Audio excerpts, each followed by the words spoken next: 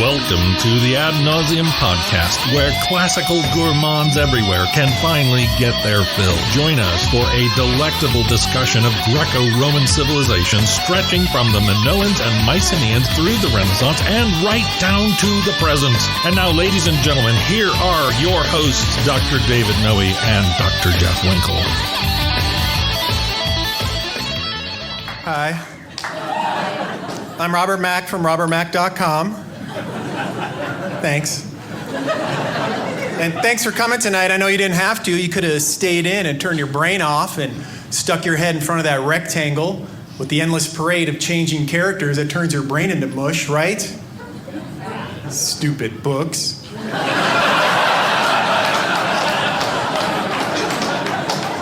Can books talk to you and show you moving pictures? I don't think so. Save a tree, watch TV. Well, there you have it, ladies and gentlemen. Welcome to the Ad Nauseam podcast, episode 78. My name is Dr. David C. Noe. I'm here in the vomitorium with Dr. Jeffrey T. Winkle. Yes. And who's our special guest? Our special guest today is comedian Robert Mack. This is a professional comedian, Yeah, right? exactly. Not one of these guys who... I'm not some lame guy who does dad jokes. Oh, no. He's the real deal. Yeah, Real exactly. deal. Is that the voice of Robert Mack from robertmack.com? It is, right. He's not a hack like us two. No. We got him on the podcast today to talk about what? We talk about comedy. All right. Right, and talk about what goes into writing of comedy, what makes comedy work, what are the challenges of being a comedian in this day and age. Maybe is comedy cruel enough? Yeah, right. Yeah, exactly. How can it be crueler? Yes. Right. So, why don't we start by talking to our guest who's here waiting for her. Yeah. And he's in the green room there in D.C. Robert, welcome to the show. Thank you. Thanks for having me. We're really, really glad to have you with us today, that you made the time. So can you tell us a little bit, we're going to get to our shout out in a minute, but can you tell us a little bit about your background and, where are you coming to us from? I'm coming from the background here. You can see my building is right behind me here on the Zoom. I don't know if our listeners can see the same thing. I grew up in outside Seattle in a little town called Tucson, Arizona. Okay. And I was a writing major. I always wanted to write real bad, and now I can. And I fell in love with getting on stage and telling jokes. And I did my first open mic about 29 years ago. And never looked back, and I've been doing this since, writing jokes, performing jokes, and touring the country and parts of the world as a comedian. Yeah, well, we are just thrilled to have you here. I was introduced to Robert thanks to the wonders of YouTube, something called Dry Bar Comedy. Yes, and then you sent that link to me. And I sent that link to you. And we said, this guy's amazing. Yeah, and then a couple of weeks later, after we had recovered from paroxysms of laughter, called him up and said, would you like to come on the show? And he generously agreed to do so. Yeah. So Robert, when did you that first open mic night, were you in college or I was what led you to that? I was just out of college. I had some friends who were performing. One of them, more than another, pushed me to get on stage. I wrote some jokes that particular friend ended up doing, and when I saw him getting laughs from my jokes, I thought, it just felt funny. So I like your best friend's girlfriend, and she used to be mine, right? Right. I'm like, hey, he's getting my laughs. So I mustered up the courage and got on stage. And that first set, I got bitten. I got the bug, and fell in love with it. And I had a good response. I was up in a nice part of the lineup. The audience was already warmed up a little bit. They brought me up and said, this guy, it's his first time, be generous. And it went over very well. And like I said, I got hooked. Wow. Well, was this in Tucson? This was in Tucson, Arizona, at a club that is still considered my home club called Laughs. I performed there. Well, the last couple of years, the schedule's been screwy, but I perform there every year or so. I was there a few months ago. And it's has a special place in my heart and in my memory because that's where it all began. Yeah. Well, the audience doesn't know this maybe, but Robert Mack from robertmack.com is a very successful comedian. I counted something like over 4 million YouTube views for some of his material, and We have some funny stuff to share with the audience today, but you might be asking, audience, what does this have to do with classics? Jeff? I'm not exactly sure myself. Oh, come on. No, when you talk about comedy in terms of classical literature and classical history, you're going to run into Aristotle and his famous lost treatise on comedy. That's right. And This one here? What's that? This one here? I think I found it. He's got it. He's holding it up. Got it out of his glove box right next to the oven. But we know that the comedy was something that the Greeks were very interested in, something that they certainly pioneered in the Western tradition. So they were also very interested in kind of what makes comedy work. Right. What function does it have in society? Can it make a society better? Can it make it worse? And so I think those questions are still very much alive today. Yeah, absolutely. Is this the second book of Aristotle's Poetics, the Lost Book, apparently dealt specifically with comedy. What makes it work? So what we're going to do today, audience, is we're going to first give our shout out. We're going to give the opening quote here, which is from Umberto Eco's The Name of the Rose. And Robert Mack, a very patient guest, is going to just hold on for a second. And then we're going to play a series of clips from some of his best material and get the genius behind the jokes to tell us really what makes this funny and what goes into the process of writing. How does that sound, Jeff? That sounds great. Let's do it. All right. Yep. So why don't you start with the shout out? All right. So our shout out today goes to one Bill McFarland, who apparently is a listener of the podcast. We're thankful for that. Yes. He says he's not classically trained. His degrees were in math and physics. Okay. But he's a bit of an autodidact and he loves to learn. He's a fan of the classics and history along with theology. And he first heard about the podcast from your site, the Latin Per Diem podcast, and hopes one day to study Latin and Greek. Okay. But he thinks he might need to retire first. Okay. Yeah.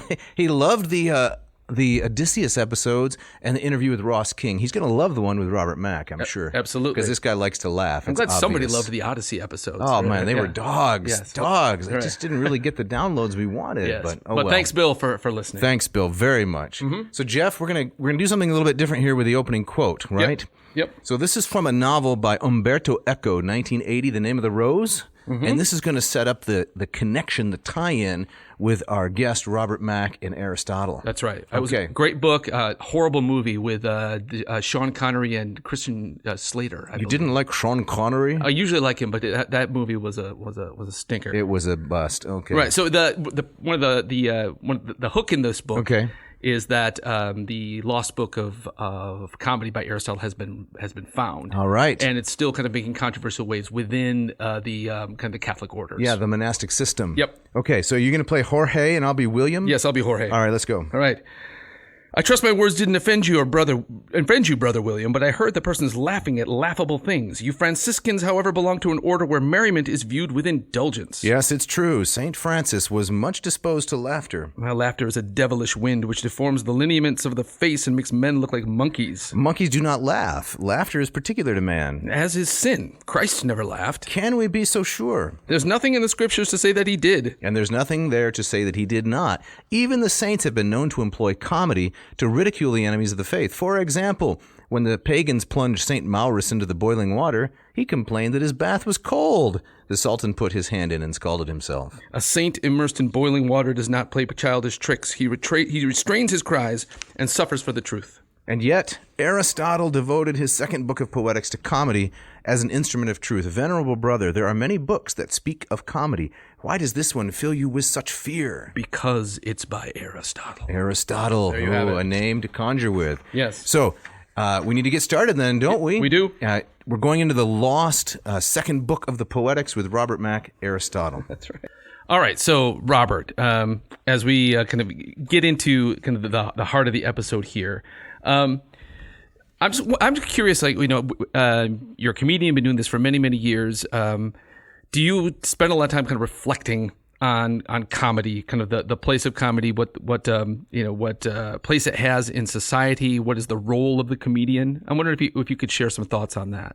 I probably spend too much time. I would say most comedians are analysts more than anything, and we sit and we watch and we break things down in order to make jokes, but we also analyze everything, including society. And these days, with the environment the way it is, with culture and cancel culture and all of that has made it sort of top discussion point these days is what should comedy do? What can it do? Who should be allowed to do it? Who should be allowed to complain? So it does come up often these days. And I was recently canceled. I did some material online. Yeah, I saw that. Yeah, that was it still kind of rubs me the wrong way. I totally get what they're saying, but comedy's a thing where if you're not up for it, maybe you shouldn't take it in. Right, right. It's a little bit of the buyer beware sort of thing. You know what you're getting in advance. And that's sort of the downside of comedy becoming so mainstream. In the old days, you would have to go to a specific place, get your ticket, get a couple drinks, go usually underground, and you had an investment of time and energy and money to see a comedy show. Now anyone can just pull a phone out of their pocket and go, "Oh, comedy! I don't like this guy. Let's boycott him." And they're not as invested.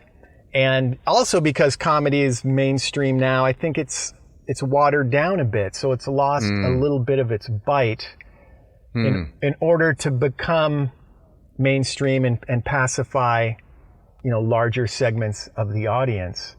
So comedy's watered down. It's easier to access. People aren't as invested in it, and all of those together kind of make it much more of a target to get canceled or pointed at or critiqued.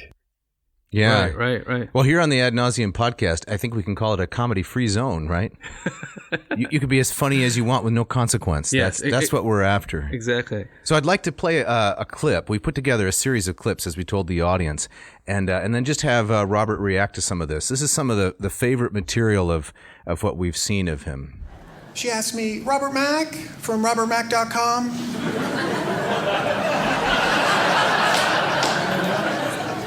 If your house were on fire and you could only remove one thing, what would it be? And as always, there are no right or wrong answers. And I said, well, I'd probably remove the fire.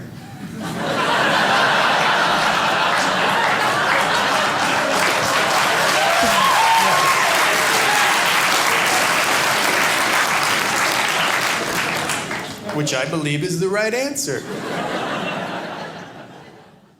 So that's very funny material, and it's not going to get canceled, I don't think, a joke like that. Later on in this episode, we're going to talk about and listen to some of your more edgy material, which I think is completely acceptable, and it's ridiculous that you'd be canceled for that. But why do you think this joke works, is what I'd like to know. What's funny about this? What's funny about this? Well, there's part that you didn't play, which introduces the she that I'm talking about. Right. Which is one of America's smartest doctors is so interested in my great ideas that she wants to interview me all the time. So I sort of reveal that in a way that I'm not aware of. I'm revealing that I talked to somebody, some analyst, some therapist, and I think the comedy comes from I'm coming at it from one perspective, thinking I'm a smart guy and people want to know what I'm thinking, whereas the audience and the doctor come from another perspective, which is this guy needs some mental help. Right. And that juxtaposition, comedy is about two ideas that are kind of jockeying for position, and those two ideas are in conflict. Conflict is also another element of comedy. So there's some conflict there of which is it? Is it he's a smart guy and these people want to interview him, or is he a dumb guy and doesn't realize that he's getting analyzed? Right. Yeah. So later on, we're going to also refer to this scholar Leon Golden, who tries to reconstruct some of Aristotle's comedy, and he says that it's well known that comedy depends on incongruity, right? Like you're saying, juxtaposition. You put next to each other two really jarring things, and then people look at it and laugh. And so a common thread in your material that I've noticed is a kind of self-mocking, but it's so much funnier because you pretend that you don't know, that you're acting like an idiot, and then the audience sees that clever interplay between this guy's acting like an idiot, but he thinks he's really intelligent. Yeah, it's very disarming. And David and I were talking about having listened to a lot of your stuff, we're thinking, okay, well, who does Robert remind us of? Right. And both David and I are big fans of Stephen Wright, and that when you say I'd remove the fire, that kind of that when you pulling the rug out of at the end of a joke remind us of a lot of kind of those those very short. Pithy jokes that Stephen Wright does. So it's just kind of takes a very common situation, then just flips it on its head and just kind of lets it kind of echo there. I'm glad you mentioned him. He's the first live comedian that I saw. Oh, really? Yes. He really spoke to me early on because his writing is great. And like you said, he pulls the rug out from under you because another element of comedy, there's conflict, but there's also surprise. And he's able to pull that because he's talking about A and B and C, and then his punchline is D or Z or 7. Right. Mm-hmm. It's completely unexpected. It's within the world of the vignette that he's creating, but it's so unexpected that the surprise results in a laugh. Yeah. Yes. Yeah. And then also presented through that kind of that monotone, world weary. Rubbing my forehead and my eyes kind of persona that he has just kind of adds a whole other layer to it as well. Right. Yeah. So there's a name for that surprise, and we have a clip coming up here with Robert that I think will highlight this really well. The Greeks had a name for this, right? Because the Greeks had a name for everything. Of course they did. Yes. It's called... Pan. It's called Pan, which means everything. Very good. Excellent. Nice. No, it's a jaw-breaking word called paraprosdokian, which means you're heading in one direction, and then boom, all of a sudden something hits you from the side, and I didn't see that coming. Right. That sense of shock just really seems to please an audience. Right. Yeah, and you're talking about that the persona on stage, which kind of leads to kind of undermining, but also kind of disarming audience expectation. You think of like the ancient Greek comedies where you have like Dionysus, the god of drama, on stage, and he's a complete moron. Right. And you have the lowly slave who's got all the best lines. He's a brilliant one. Yeah, exactly. Interacting with the divinity. Right. Yep. So here's the third clip here we're going to play, which I have entitled "Fancy People Jobs Hot Liquid." You can guess what that's going to be. So let's roll that clip. I had one of those things that fancy people have in the morning. Day job. I had a day job, and the first thing you have to do when you have a day job is you have to get up early in the morning, and that's inconvenient for me because they don't give you a wake-up call from the office. Hello, rise and shine. Time to get out of your manjamas and come on down to the office so we could steal your best ideas. No, you have to get up on your own early in the morning. So I had to get this alarm clock. Have you seen these? Anyone? Bueller? It's like a regular clock, but it's hooked up with this alarming device. And what it does is it wakes you up abruptly in the morning, which is the best way to get up when you've been unconscious for a third of a day. According to napticians and sleepologists, you don't want to get up gradually. No, you get up like a jackrabbit. Oh, wow. Don't want to miss the rush hour, right? So you get up and you shower and you pee-pee and you have some coffee. And for me, that's too many hot liquids at one time. I don't think that's good for your system to have hot liquids coming in and going out and getting shot at you, but that's what you do. You wake up and it's hot liquid, hot liquid, hot liquid. And then you go outside, and it's unbelievable how many people are outside in the morning time. You wouldn't believe how unbelievable it is. Believe me. That guy's great. Yeah, he's funny. Very funny. Yeah, he's funny.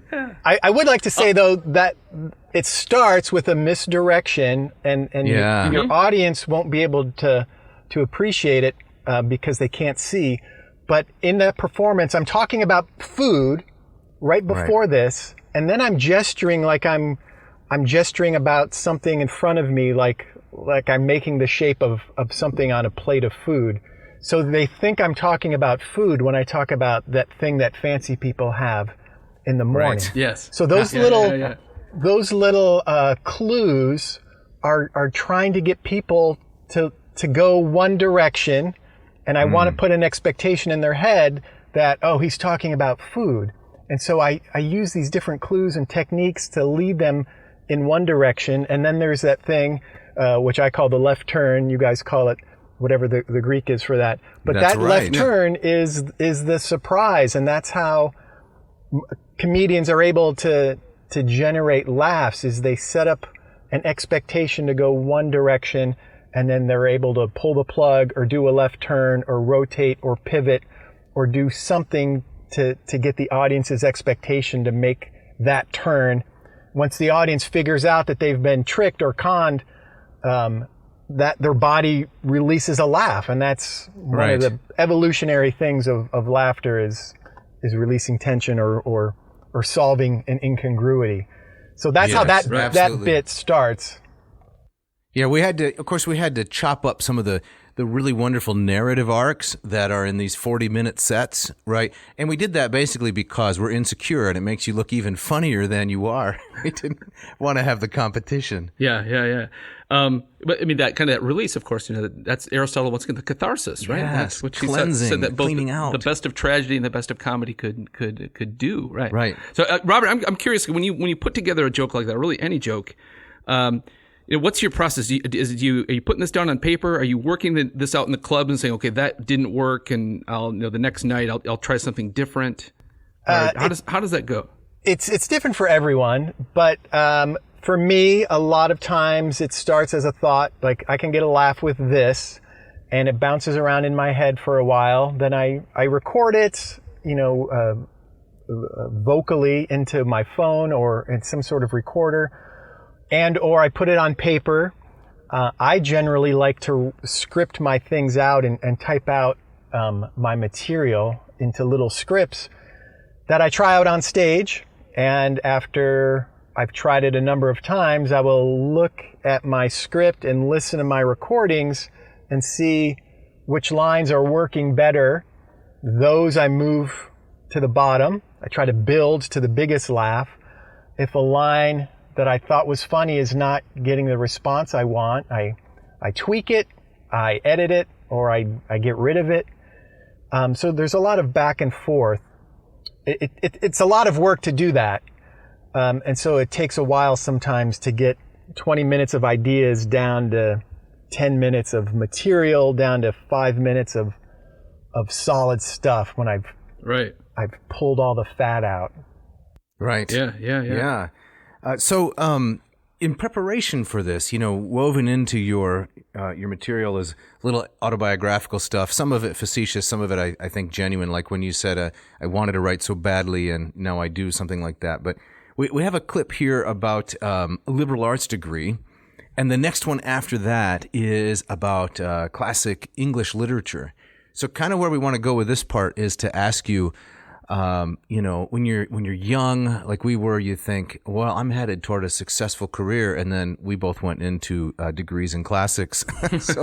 So that's a surprise, right? So we want to set this up to ask you, what has it been like to be a professional comedian who's writing this great material? How were you prepared? What do you think about it thus far? So let's roll the clip. Did you know 40% of all plastic is used only once and then it's gone, waste? Yeah. It's like a liberal arts degree or something. That's like...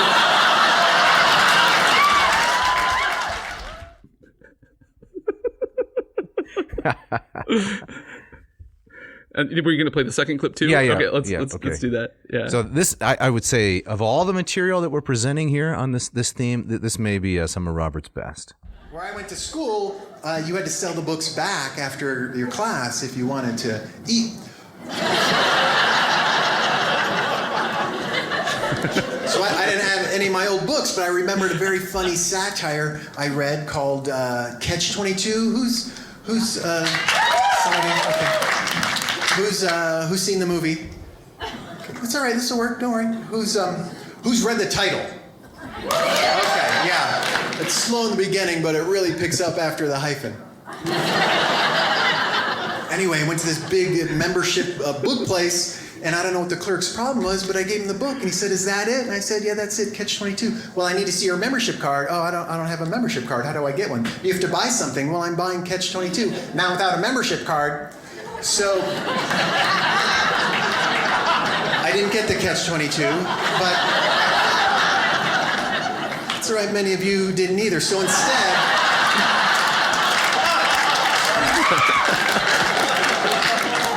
I got To Kill a Mocking Clerk is what I got. It's in the how-to section, next to Death of a Salesman. That's great stuff. So you're throwing off these titles of just one classic work after the next, and you've identified with such a intelligent focus, I would say, the humor that's latent in these silly titles, and you've drawn it out so perfectly for an audience. How did, if at all, your previous studies of literature, anything like that, prepare you for this career? Well, I had to read all this stuff, and those books are stuck in my head. And part of comedy, one technique for writing jokes is you have a bunch of lists. And where do those lists interact? So if I have a joke about books, and I have a joke about shopping at a bookstore, or maybe a Venn diagram is a better explanation. Right. Mm-hmm. Where do those circles intersect, and what are those points that we can turn into jokes? So people who don't know what a catch-22 is aren't going to get that particular joke, but the people who do will really get it. And right. So, there's a lot of irony in comedy. So the fact that I'm buying the catch-22, but there's a catch-22 involved, which is I need to have a membership card. So it started with that joke. And then what other book titles? So here's another list. Book titles. And what book titles that many people know, one of the first rules of comedy is know your audience. So what book titles are they going to know? If they know Catch-22, they probably will know To Kill a Mockingbird, which I changed to Kill a Mocking Clerk, which I've set up earlier by making sure that I've said the word clerk before. So right. So some of these things have to be... rhythm. It fits the rhythm so nicely as well in the title. It's surprising that way. Well, you hammer it out, and you, like I said before, you listen to your recordings and realize, well, these words aren't necessary. They're not forwarding the story, and they might be spoiling the punchline.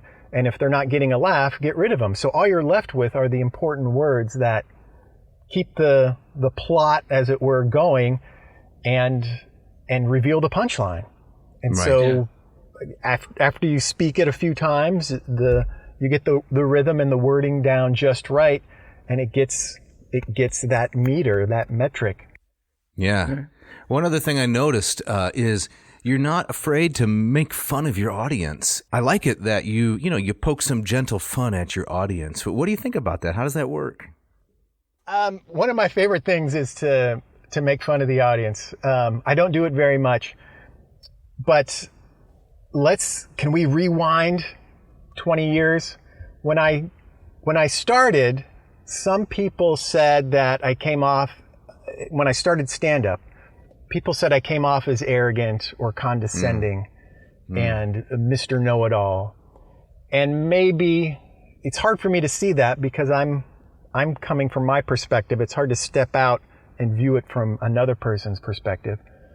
But then I was toying around with self-deprecating humor, and that seemed to it allows me to still be smart, right, and talk about the smart things that I want to talk about, because honestly, at comedy clubs, many people don't talk about literature. They will, talk about bodily functions or whatever, getting drunk, sure, all of that stuff, blue stuff. And I try to keep it smart. But if I come out and I talk smart and I am smart, then I'm putting down the audience. And so instead, I stumbled onto this character who makes fun of himself. So the audience gets a chance to laugh at me. And as a result, every once in a while, I can kind of make fun of them. Yeah, it's kind of a way you kind of gain the audience's trust, right, and their goodwill by doing that. Right, so right. And they also get to see that I'm playing a character. And I think audiences like to feel smart. The best compliment I got recently, somebody said, watching your material makes me feel like I'm smart. Because I lay things out in a way that it's easy for you to put the pieces together. And at the same... So there's a teaching I'm sorry, go ahead. No. It could be a teaching functionality of it. There's like a teaching function in comedy almost. The narrative story, you're leading them along, laying out the pebbles, the breadcrumbs, and then they end up in the gingerbread house or something. Well, I'm giving facts. It's very similar skill set to teaching. I'm in front of a group of people and I'm trying to convey certain facts and want people to see things from my point of view. And if I can do it in a way that makes fun of myself, it's easier for them to listen to me. And so I have won their trust and their goodwill. And because they know that I'm a character, I think when I insult them, I can get away with it because they know it's not a legitimate insult. Here's an example. I don't know what clip is coming up. The next one is going to be January is the best birthday. Right. If you remember that. Shall I just play that one, or did you want to say something else? Well, I wanted to say something show. where I have made fun of the audience before, and it didn't work because this one particular audience, I did a private gig for a bunch of hand surgeons. And Really? anyone who does surgery, there's a pecking order. And surgeons put themselves at the top above any other profession, especially above comedian. So I had a joke that kind of makes fun of the audience. And because they were a little, because they think so high of themselves, they didn't like that. And as a result, they didn't like my act for a few minutes after that because they felt like the insult was personal rather than silly, which is what it is because it's coming from a character who's obviously, far beneath them on any sort of intelligence chart, the character that I play. But what's the joke? What's the joke? Oh, it was just a silly joke where I say, I travel a lot because I'm better than you. And it's just a throwaway line that's not, I don't end the show with it because I'm better than you. Good night. It's just a little throwaway line. But a whole room of people with the same attitude of, wait a minute, I'm better than this guy. He can't get away with that. So they all collectively paused and kind of turned against me. Interesting. So I love that joke because as soon as I heard it, I realized every time I've been in a social setting, we talk about travel, I'm kind of showing off a list of the places I've been, right? Yeah. I don't mean to overanalyze it. I know it's just kind of a throwaway thing, but now every time I say that, I remember your joke and I have another laugh. So the hand surgeons didn't. Go ahead. I was going to say that the genesis of it comes from, when I was a kid growing up, anyone who had a job that caused them or forced them to travel, I thought that's an impressive job. Yes. And then in my job, I started to travel. And so I kind of brag that I'm traveling, but I don't mention that I'm spending 36 hours on a Greyhound bus or sleeping at airports or staying on friends' couches. Right.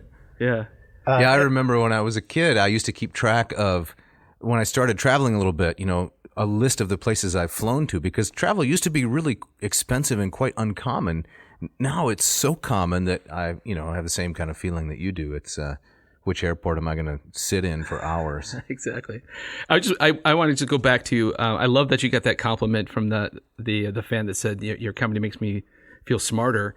And one of the things I love about the Catch-22 joke is that you don't have to have read that book, or you have to know what a Catch-22 is to kind of get the full punch of it, but you don't have to know that book, or you haven't have to have read To Kill a Mockingbird or Death of a Salesman. But if you have, there's something kind of elevating about that. It kind of reminds me of the best Simpsons episode, where it kind of operates on a level that everybody can get, but there's often kind of a literary layer or a pop culture layer to it that often, if you get it, it's like, I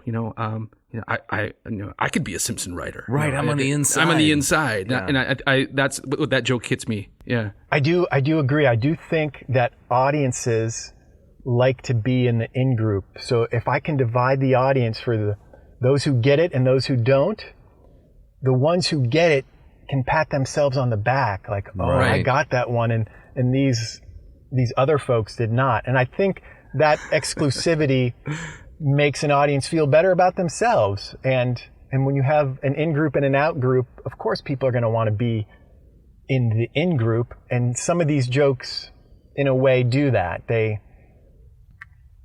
separate the audience, and people get to pat themselves on the back because I was smart enough to get that reference or that joke. Right. Exactly. So we're going to talk a little bit more about those things, including how did Robert get canceled, after the break.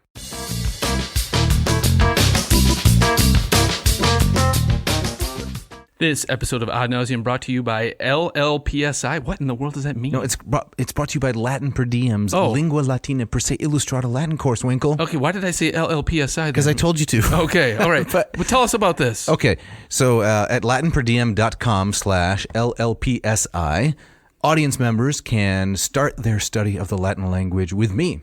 Sounds great. Yeah, so if you want to write comedy like our guest Robert Mack, you're going to need a large supply, a plethora, you might say a copia, of good words. That's right. This will improve your vocabulary. Your vocabulary will be improved hereby. Yes. You can study Latin with me. It's $199, takes you ab initio, from the ground up.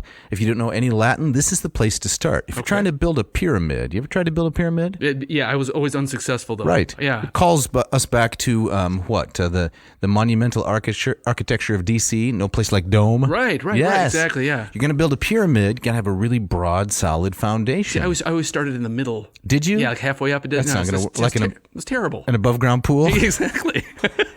It's not going to work. No. So people often say, yeah, I did Latin in college. I don't remember anything. Well, you didn't really learn if you didn't start with a proper foundation. And this will give that to you. Yes, you'll get that proper foundation. All right, so what should... LatinPerDiem.com .com?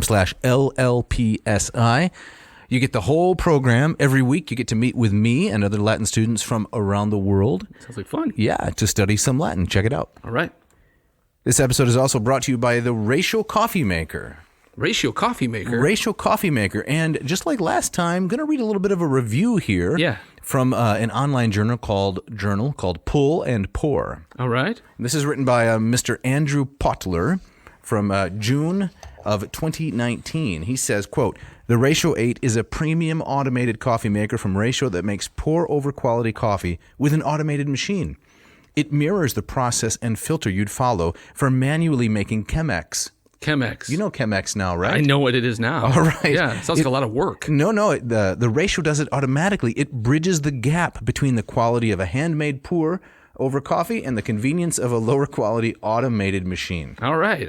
Yeah, well, I mean, full disclosure, I have one of these machines. You got the Ratio 5.5? I got the 6. No, the 6. Exactly. I rounded up to the 6. Excellent. You got the 8, I've heard. I got the 8. Yep. Yeah, it's got an oyster with a walnut accent. So Potler says, I read through the directions to make sure I wasn't missing anything, but it is simple enough to use. I probably could have started immediately after unboxing.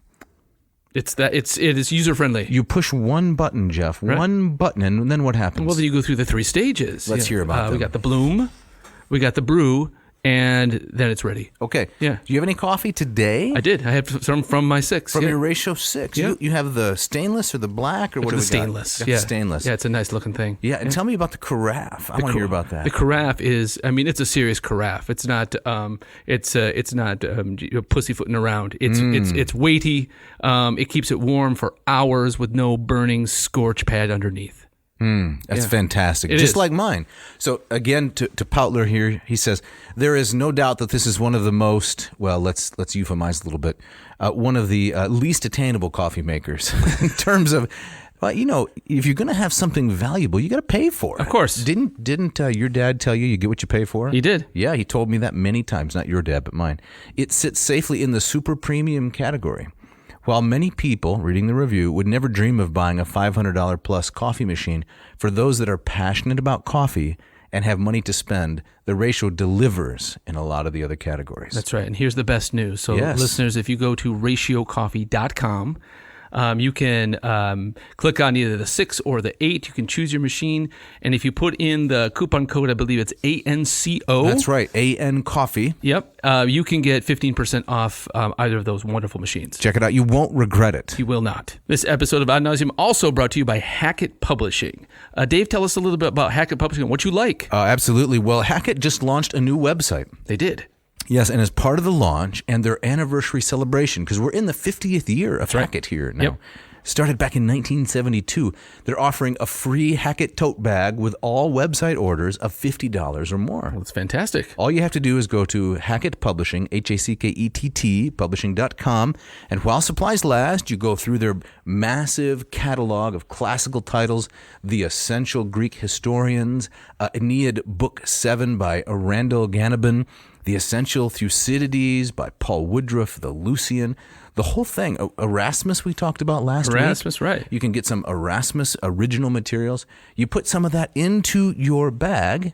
You go to checkout, and then there's a coupon code. Yes, I believe it is AN2022. That's right, AN Ad Nauseam. Listeners of this program, audience members, AN2022. What is the bargain? What is the discount? Anything that you buy, anything you put in your little satchel there, you'll get 20% off. Oh, it's incredible. And free shipping. 20%, and if I'm not mistaken, that's 1/5. That is... And free shipping, and if you spend more than $50 while supplies last, free tote bag. Check it out.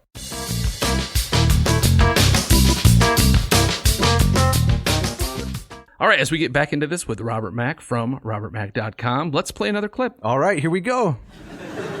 I don't like July. My favorite month is January because that's when my birthday is, and that's the best month to have. It's the best month to have a birthday because you don't have to wait as long, and it's also.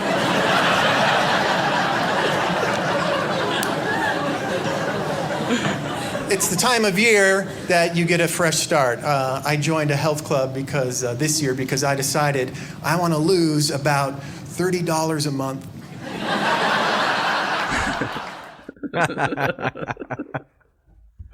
That's great material. That is. That's wonderful. Yeah. I think it works. Somebody told me, how come you don't laugh at your jokes? And For one thing, I don't trust comedians who laugh at themselves because I don't either. It's disingenuous. And also, my character doesn't think that he's a comedian. He just thinks that he's able, because he's deadpan, he's able to say silly things like you don't have to wait as long for your birthday when it's in January. And those things work together. If he were to laugh while telling that, then he would be saying, I'm being funny when he doesn't even, that's not what he believes. Right. It breaks character. I think, if I'm not mistaken, Groucho Marx invented this, right? If you say funny things and you don't laugh at yourself, it's a lot funnier. It's just not self-indulgent. So I have the same, I mean, I'm not obviously a professional like you, but when I see a comedian laughing at himself, it creates distrust, right? I'm supposed to be the judge of whether this is funny. Don't do my job for me. The one comedian I've seen that, at least in my opinion, can get away with that is Chappelle. He will often he'll say something outrageous and he'll like tap the microphone like on his thigh and kind of that backward walk. And like it's almost like he can't believe what he just said. Yeah. But he's had to earn that over the years. Without a doubt. Yeah. Without a doubt. Right. Exactly. Yeah. He couldn't do that at an open mic night. Right. Yeah. So getting into some of the more highbrow comedy, that you say clever jokes for clever folks, not working blue, right, and so forth. Here's a great bit on Marie Curie, and here I'm going to connect it to the classics. I'm quite sure she studied Latin. How's that, Jeff? Marie Curie did? Of course. Without a doubt. Of course. Right. Here we go. Right. For many years, it was just science men. And then they said, fine, we'll allow a science lady. And the first science lady was Marie Curie, who's the only person who won 2 different Nobel Prizes in 2 different fields of science. And she discovered radiation. And she discovered the only substance harder than diamonds. It's an avocado from Trader Joe's.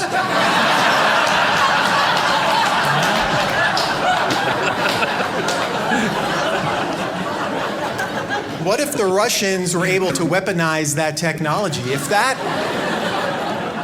avocado fell into the wrong hands, it would crush those hands. I mean, I love that joke, but I think that joke would be funny, but it would not be near as funny if you didn't say Trader Joe's. I mean, I love the specificity of that. If you had said, like, it's not harder, the hardest substance is avocado from the produce section, right, is not as funny. So I love that. Just that I like that, in pop music too. When a song has kind of lyrics about a specific street, right, or a specific place, it always hits me so much more. It's so much more interesting. Yeah, why is that funny? The specificity. Well, I think it makes it easier for the audience to picture it. It makes it. You're painting a picture in their head, and it's easier for them to see Trader Joe's than a quote-unquote grocery store. I teach comedy classes as well, and I talk a little bit about specificity because it makes it more real. The easier it is for an audience to picture it in their head, the more real it is. And the reason I picked Trader Joe's is, if you've been to Trader Joe's, the way their avocado department works is they're able to get them at a cheaper rate because they're rock hard. And right. Do you know who does not shop at Trader Joe's for avocados? Are hand surgeons. So that joke didn't work with them either because they're not going out shopping. They probably have somebody else in their household who does that. So that joke didn't work for them either, which is rule number one, know your audience. But specificity. So did you try that joke with them, if I can ask? Did you try that joke with them? Yeah. And I remember it just kind of one of those jokes that fell flat because, these people probably don't do the grocery shopping in their home. Right. And so those are the things I learned from slowly but surely over the years. Like, I got to keep that in mind. Next time I do this joke, who is the audience? Is this people who are like us, who do all the grocery shopping? Or is this, an elitist group who thinks highly of themselves and wouldn't deign to buy an avocado? So that one, I like that one also because it looks like it's going to promote women in the sciences, and it does, but there's a left turn and it becomes about something else. And that is, again, surprise is one of the elements, the strongest elements of comedy. But I do like to use my facts, keep it factual. Mark Twain once told me the more you stick to the truth, the easier it is to remember. The funniest jokes are the jokes that people can relate to because they can picture it in their heads. And if I give them all the pieces, then it's easier for them to put a Trader Joe's in their head than try to imagine, okay, what's my local grocery store? So make it as real, as tangible, as concrete, as visual as possible for them to live it. Right. Absolutely. So we're going to go on now and talk a little bit about how did Robert Mack, clever jokes for clever folks, how did he get canceled? And we're going to play a few clips that, again, I don't think they are really edgy, but some people found them. I don't know. We're going to start out with the global warming controversy. Let's roll that one. Let's do it. I came here to share great ideas on how to lower temperatures around the world. Here's one: convert to the metric system.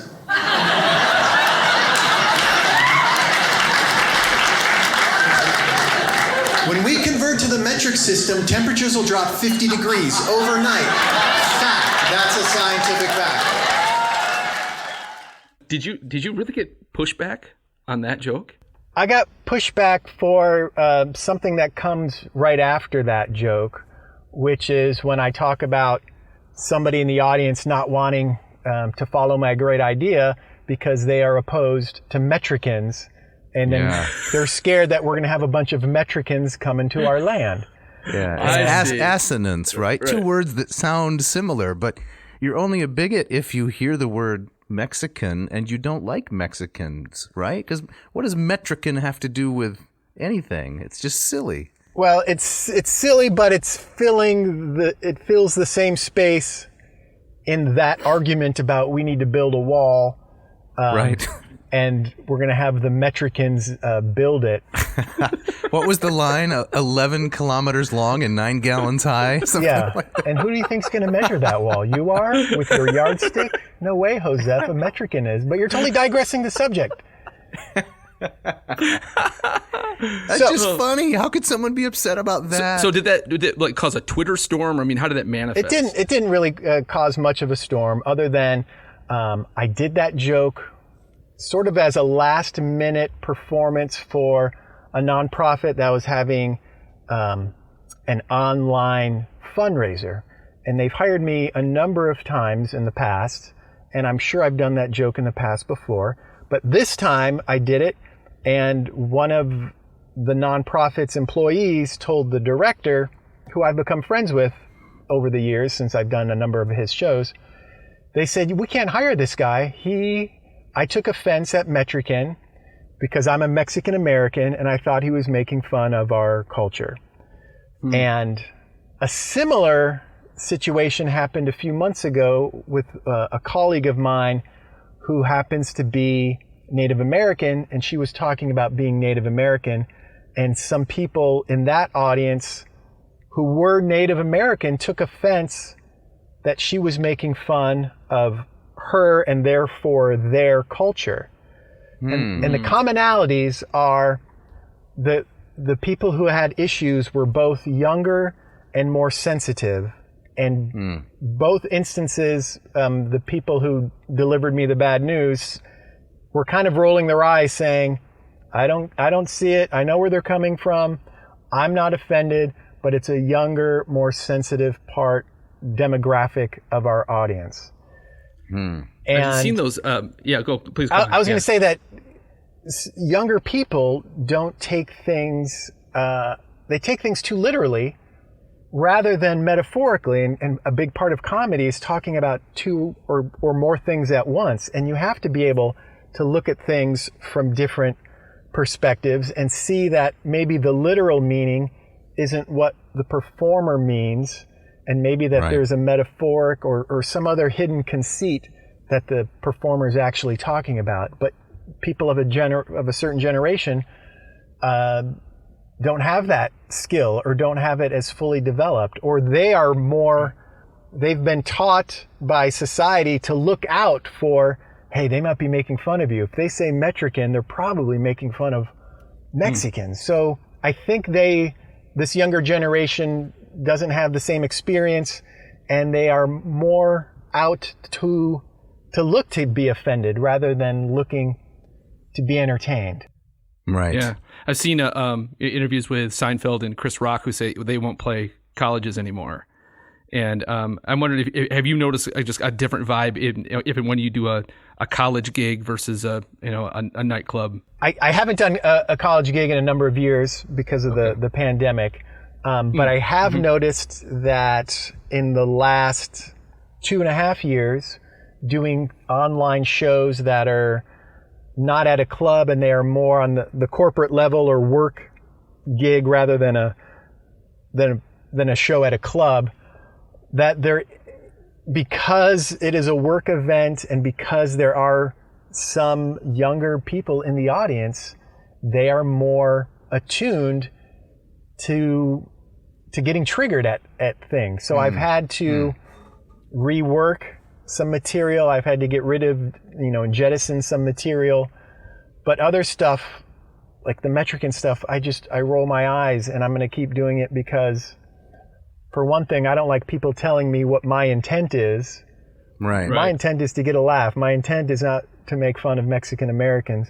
And in fact, I'm making fun of the whole concept of that group of people who are talking about building walls. And exactly.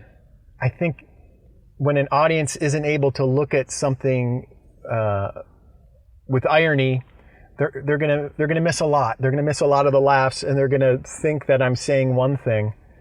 If I were to make fun of racism, maybe I play a racist character on stage, and if somebody sees that, they might go, "That guy's racist." Well, he's making fun of racism, but certain generations just don't see it that way.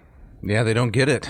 They don't get it. So I call it the 50-50 rule. Half of all audiences have a below average sense of humor. Should we play another really offensive clip? Well, I like this one because the Greeks You see how I'm connecting it back Yes. to the classics? Yeah. The Greeks invented mathematics of a sort. Yes. And we're going to roll this one that I entitled Mathematically Chinese. All right, let's hear it. Here's another interesting fact I read online the other day. 1/5 of the world is Chinese. I was speechless too, because that's almost 20%. So, look where you're sitting, all right? If the two people next to you aren't Chinese, and the people in front and behind you aren't Chinese, guess what, Yao Ming? You're mathematically Chinese.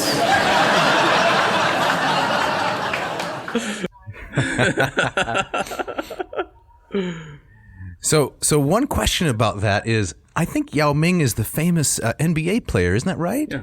Back in the day when I wrote this joke, he was probably the most famous Chinese basketball player of the time. Yeah, an amazing athlete. And so the specificity of that joke, again, is what makes it so funny. I probably should update that with a more current Chinese recognizable name. Right. Wasn't there a skier? There's Maybe a this- Chinese-American skier who was... There's a lot of hullabaloo about her in right. the Olympics. A brilliant athlete. Yeah. I don't know. Yeah, that's great. Yeah. But So that's an did they- example of, I think, somebody in this day and age, with their checklist going, did he mention a different country or a different nationality? Yes, therefore we need to give the thumbs down or whatever. And again, I think it's people are not looking to get entertained. Like the old days when I said people would go to a comedy club, they were looking to get entertained. Now Right. everything has to run by the HR department, and they're not looking to get entertained. They're looking to find things to be offended at.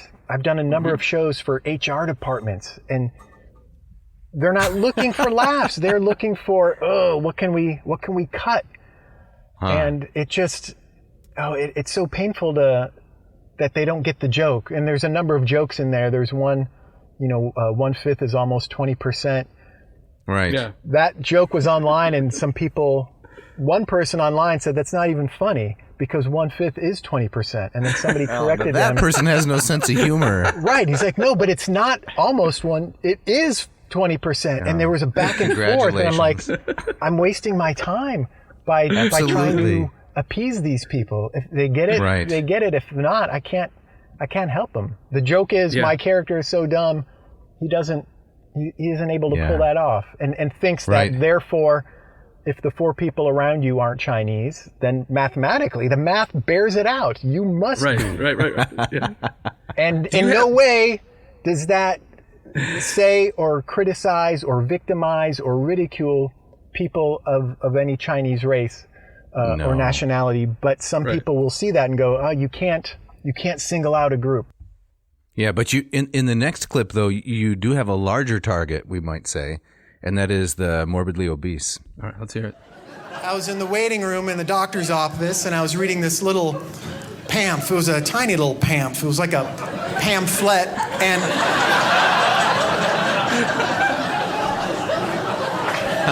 the pamphlet said that 1 out of every 3 Americans is morbidly obese.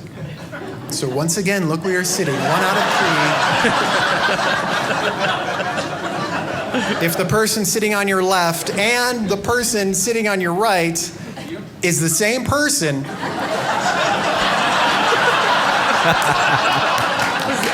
you're probably not morbidly obese. Now, did you get pushed back on that? Is that... I did that bit once, and I heard someone in the background grumble about body shaming. And I can see that. But for me, that is not the focus of the joke. For me, this joke is a callback in ways to the mathematically Chinese, because that one I say, look where you're sitting. And this one I say, also look where you're sitting.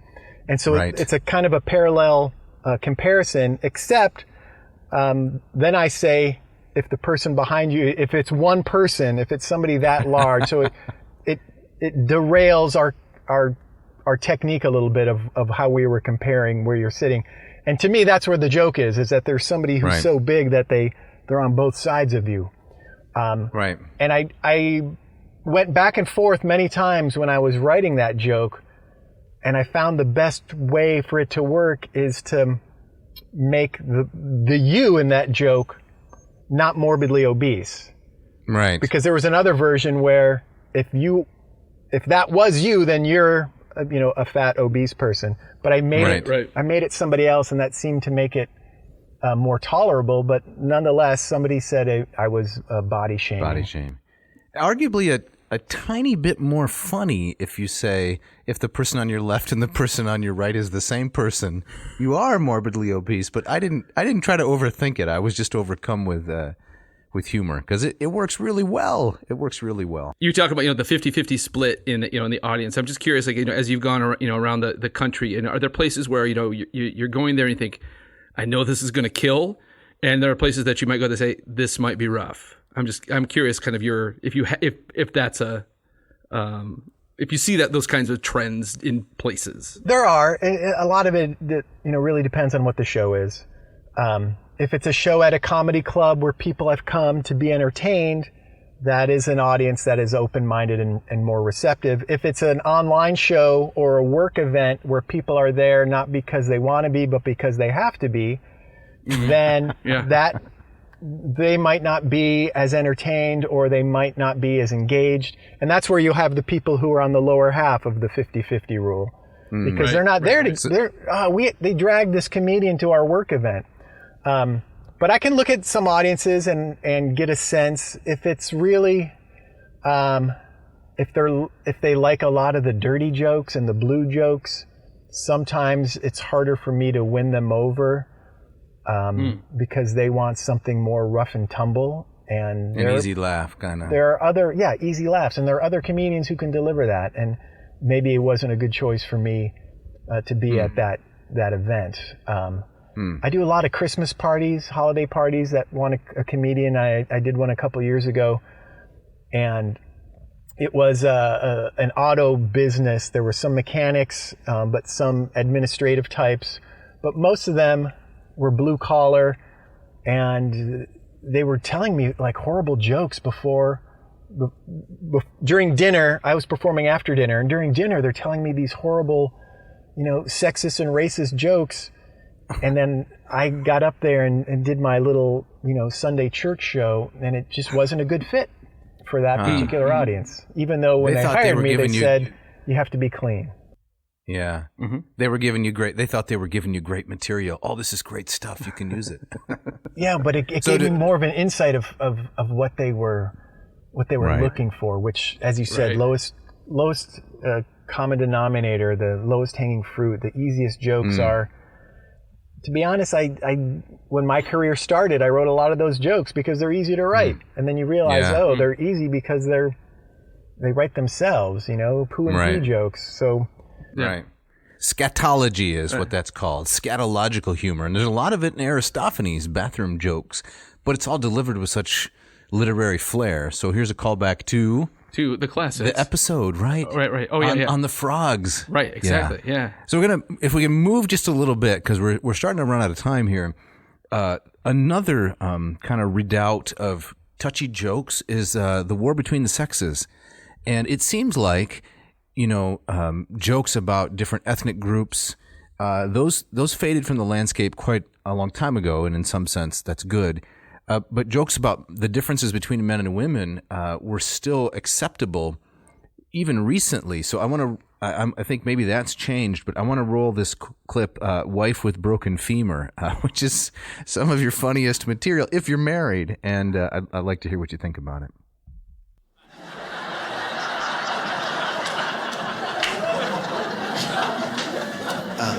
But this is true. This is a true story. My wife is a bicyclist, and she was in an accident and snapped her femur in her hip. Do we have any medical professionals here? Does anyone know what do you know about the femur? It's a big bone. It's the biggest bone. They say the only thing worse than a broken femur is a wife with a broken femur. Which is what I have. And it's no walk in the park, I'll tell you that. Because For 2 weeks after the accident, you can't even sit down when you have a wife with broken femur. Because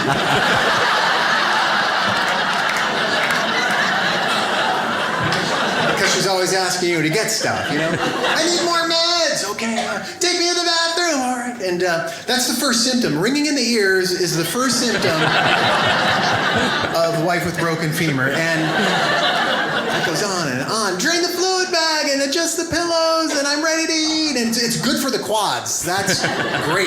Yeah, that's the only good thing about WBF. Now, was that one also that kind of raised any hackles or no? Not yet, but who knows? Not yet. There's time. Yes, the night is young on that one. It's that's a newer one. It's a true story. Oh wow! And that's one that when it happened, or when I saw the joke in there, I knew that it would work. And we were asking before, or you guys were asking, how do I know if a joke will work? And I try it out a lot on stage. But as I've been doing this for many years, and I have found my voice or my character, the things that I know will work, I have a little bit better, more accuracy now. I was going to say previously I had sort of a shotgun approach to jokes at a very wide range, but now it's more laser focused, and which means fewer jokes, but they're more dead on. And when I wrote this one, I knew it was going to work. Did you need Mrs. Mack's permission for that one? If maybe too personal a question?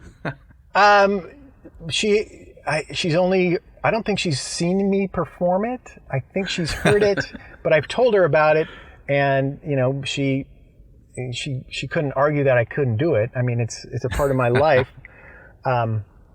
It does really well. It does surprisingly well. Two really funny things about it.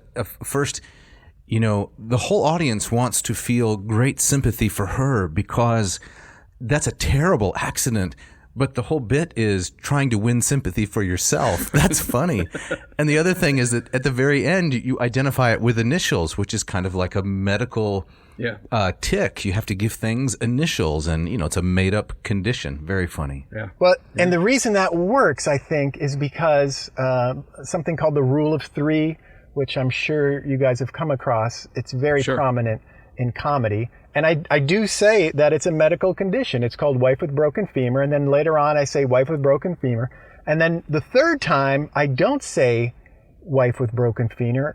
I call it WBF. And it gives the audience the chance to go, oh, I know what he's saying.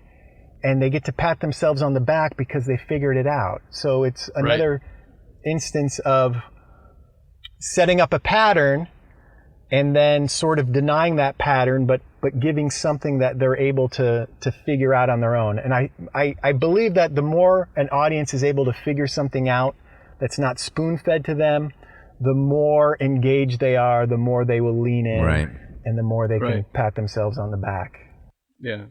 One of the things that you've done that I loved, I don't know if David's one of the clips, but when you opened a set with I was talking about, okay, I didn't have a chance to finish up a story at the last gig, and so he's like, and that's why they call it Lake Titicaca, and just like that, and it forces the audience to kind of almost imagine what the setup to that joke is, and he's just gonna leave them with a punchline. I thought that was brilliant. Yeah, it's very good, and you bring it in at the end of the episode, so they have maybe a false sense of conclusion because you didn't really tell them why, but it's still satisfying for some reason. Callbacks really can make the show, and it shows it ties an act together, and it gives some structure. It's not just a series of little jokes, but there's beginning, middle, and end, and closure, and it ties up with a nice bow. Yes. I try to work callbacks in often. Yeah, the most prominent example of that in the material of yours that I've listened to, and I think we're just going to leave this for the audience to go investigate, is the cabriolet, because that joke has like a 25-minute waiting period. You put it in the oven, and the timer goes off 25 minutes later, and the comic grenade explodes. Cabriolet. So. Well, where the audience can go track that down. Is that what you're saying? Yeah. They can go. As we wrap, they can go to robertmack.com. Yes. There we go. On that landing page, there are some clips, and there's one called Travel Stories, and it's in that clip. Now, are you affiliated with that website? Yes, I am. I'm the treasurer of robertmack.com. Okay. Excellent. So as we wrap up here, Jeff and I got to take care of a bunch of business before we wrap up the episode. But we want to give you, Robert, here a chance to, share with our audience, where can they find your material? You're not a guy that works blue. It's a family show. I don't know if you have any jokes like that, but people can use their discernment and not get triggered. So where should they go to find your material? Well, robertmack.com has not only clips that I just mentioned, but it also has a link to my YouTube channel, and I have a bunch of different playlists on my YouTube channel. Some are just jokes, some are about the time I ran for president. April is National Humor Month, and last April I had a whole series of clips every day on how humor works. And there's also a link to my calendar, and they can see where I'm performing.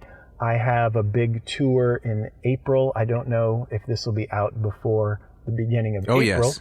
Yeah, it's coming out right away. Yep. Oh, next good. week. Yep. In Arizona, it's called my World Tour of Arizona Tour 2. And if you're in the Phoenix area, I've got a bunch of shows in the Phoenix area. And you can find out all of that on my website, robertmack.com. And great. And find out ways how to get in touch with me, how to book me, how to find out about my schedule, and links to all of my material. Yeah, and the HR department, especially would be interested in bringing you in. Do you ever come through Michigan? I have, again, the last couple of years, everything's been on hold. So of course, I did a festival in Michigan, and I'm wearing a shirt for it. It's called Gilda's Laugh. Gilda's Laugh It's right Fest. here in Grand Rapids. That's right in our hometown here. Yeah, fabulous. Yes. Exactly right where we are. Yes, He's holding up the hand, got the ladies hand. and He gentlemen. knows what He's he's got the talking Michigan, the Michigan mitten. I will be in. I'm trying to get work out of them again, but I will be in Detroit at a place called Mark Ridley's Comedy Castle in May. All of my calendar stuff you can find out where I'm working. Right. And if you get on my email list or follow me on social media, I post, hey, I just got booked. I'll be in Grand Rapids in whatever. So if you follow my social media, you'll hear about all of my booking. Right.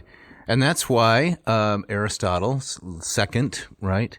The second book of the Poetics, which is on comedy, that's why it's lost. That's why it's That's why it's lost, and that wraps it up. Yeah. Well, hey, thank you so much, Robert. Thank you. We really appreciate this. And You're maybe very we'll have you welcome. back if you'd like to do that. We'd love to have you back sometime. I could talk about comedy all day. So if you want to have another discussion about anything, just keep me in mind. This was a lot of fun. Great. Thanks, guys. Bye. All right, Jeff. Well, we got to get out of here. We do. That was great. Yes. Yes. What a funny guy, and so personable too. Right. I was a little worried, there's that notion that once you explain a joke, you kind of suck it dry of its That humor. happens to me all the time. But this was great. This was a great analysis, and to hear from someone who's so good at it was fascinating. Yeah, and a real down to earth kind of guy. Yeah, loved it. We got to get out of here, don't we? We do. So before we go, Dave, you want to tell us a little bit about the Moss method? Yeah, I can do that. If you want to go from neophyte to erudite, you can study Greek with me. Go to mossmethod.com. Now, the former NFL player, Randy Moss, yes, he has a method too. He does? I'm not sure what it involves, but don't go there. No. Go to mossmethod.com. Check out a lot of my free instruction. I've brought 25 plus years of teaching and studying Greek, and you can see the different authors I cover. And you get all that for free. But if you want to study Greek with me more intensely, you can drop down $299. That gets you 40 video lessons, 6 quizzes, 2 exams, 40 homework assignments, and most of all, weekly interaction with a Greek expert. And that would be you. That's no flanky. And also the opportunity to meet people from all over the world doing this, right? Exactly. That's so cool. We have the Moss Method office hours, the Moffus hours each week. Nice. Check it out. All right. So, as always, we got some people to thank. We do? Mishka. Yes. Mishka stitches this all together, makes us sound so much better than we actually are. Stitches this all together, you say? Yes. Yeah, so she's doing a great job there. We're so appreciative how she puts this together. Fine work. Yep. Who else? We got Scott Van Zen. Yeah, Scott Van Zen with a screaming guitar, the Eddie Van Halen mixed with Stevie Ray Vaughan. He's a lefty. He is a lefty. Yeah, he's a sinister. Like Hendrix himself. Hendrix is a lefty. Yes, I should have known Paul this. McCartney. Some of the great. Are you a lefty, I'm Winkle? not. I wish I was though. Right. Yeah. So we're thankful for that. Yep. And Ken Tamplin with his Vocal Academy. He's reviewing some classical, actually, musicians lately. Oh, he's got, Pavarotti, Then and Now. Yeah. Andrea Bocelli, Then and Now. Pretty interesting. Fantastic. So KenTamplinVocalAcademy.com. All right, Dave, we got to, next week. Well, usually we think Agricola, but this is an audio-only version. There won't be a video of this one. Not of this one. But what's coming up next week? We're going to talk about the assassination of Julius Caesar. Now, audience, I know what you're thinking. It's been done before. Right. Not only has it been done, but it's past the Ides of March. I know exactly. Well, I feel a little bit bad about that. However, we're going to bring new stuff to it. We're going to bring our classical, historical, archaeological, linguistic expertise to this. Then don't forget goofball dad jokes. Goofball dad jokes, the stuff you're not going to find on your YouTuber flunky historical channel. I'm sensing some indignation here, Winkle. I'm just trying to head off the criticisms that I can already hear coming. Like, you got to do that. Like I've heard that story. What are these knuckleheads going to tell me? Well, exactly. Just you wait. Yeah, that's the refutatio. We got them in advance. Right. So, hey, audience, get in touch with us. We want to hear from you. Jeff@adnauseam.com. Don't forget the V if you want to shout out and get some pushback. Yep. Or write to Dave at dave@adnauseam.com. Again, do not forget that V. And I believe, Dave, you got the gustatory parting shot. I do. We're going to do something different. We're doing something different this week for the gustatory parting shot. We're going to give it to our friend Robert Mack. Fantastic. So as we go out, he's going to give you a rapid fire set of really funny jokes. I do have a lot of fans all over, Thank you. and they seem to have a short attention span. So I brought some jokes for them, and we'll finish with some of these jokes. So give me 60 seconds on the clock, and go. How many landlords does it take to screw in a light bulb? None. Also, she won't fix the sink. Next time you get some round-trip airline tickets and they ask what your final destination is, say here. It's a round trip. I don't have time to explain each of these to you guys.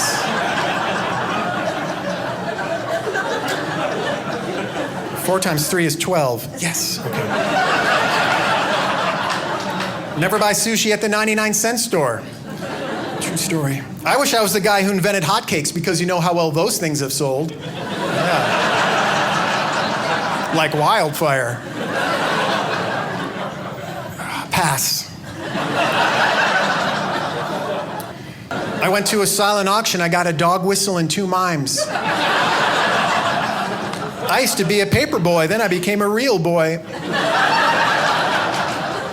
This one's really good or really bad, depending on whether you get it or not, so it's all on your shoulders. So listen up extra close. I went shopping at a cherry stand and a microphone store. Bada bing, bada boom.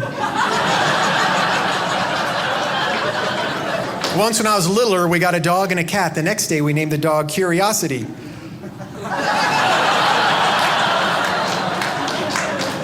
Didn't have to name the cat. I went to a dyslexic masseuse, really rubbed me the wrong way.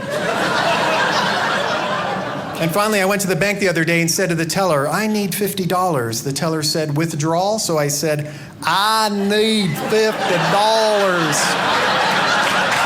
That's it for me. I'm Robert Mack.